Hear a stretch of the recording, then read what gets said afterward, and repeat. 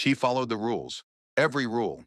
She documented the comments, she saved the messages, she waited. She tried to handle it quietly. Then she reported the harassment, and that's when the punishment began. The workplace looked professional, glass walls, neutral colors, motivational posters.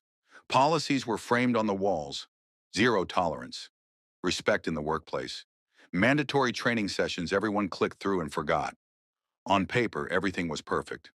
But the comments didn't stop. The messages didn't stop.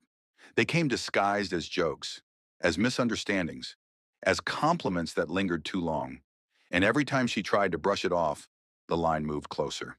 When she finally reported it, HR listened carefully. They nodded. They took notes. They thanked her for coming forward. They told her this was a safe space. Then the questions began. Questions that didn't sound like protection. What were you wearing? Did you clearly say no? Are you sure you didn't misunderstand the tone? Do you really want to escalate this? Each question shifted the weight, away from the behavior, away from the harasser, and onto her. Weeks passed. Nothing happened. The harasser kept their job. Same desk, same authority, same confidence. She started losing projects. Meetings stopped, including her. Emails went unanswered. Conversations ended when she entered the room. Whispers replaced eye contact. She became a problem, not because she caused one, but because she named one. She was labeled difficult, emotional, a risk to team morale, words that sound professional, but mean the same thing everywhere. She spoke up. The isolation wasn't loud. It was procedural. A meeting she wasn't invited to. A deadline she wasn't told about. Opportunities quietly reassigned. They never said it was retaliation. They didn't have to. One morning she was called into a meeting. No warning. No advocate. No explanation. Just a calendar invite. Inside the room, the tone was rehearsed. They said it was restructuring. They said her role was being eliminated. They said it had nothing to do with the complaint. They said all the right things. She listened as her career was reduced to language approved by legal.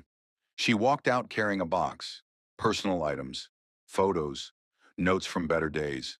The harasser stayed employed, still protected, still untouched, still invisible to the consequences.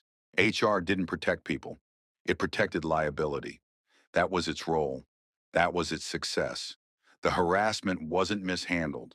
It was managed, not to stop it, but to contain it, to minimize exposure, to control damage, to make the problem disappear without addressing it. This wasn't a broken system. It was a functioning one, a system that works exactly as designed, to shield institutions, not individuals, to reward silence and punish disruption. For the company, the issue was resolved. The file was closed. The risk was mitigated. For her, it never ended. The fear followed her. The self-doubt lingered. The lesson settled in. Speaking up has a cost. This story didn't survive because no one knew. It survived because enough people knew and chose convenience, chose reputation, chose silence. The abuse ended for the company, not for her. Please kindly subscribe to my channel for more stories. Like and comment. You can also hit on the notification button to get latest stories on your dashboard. Thank you.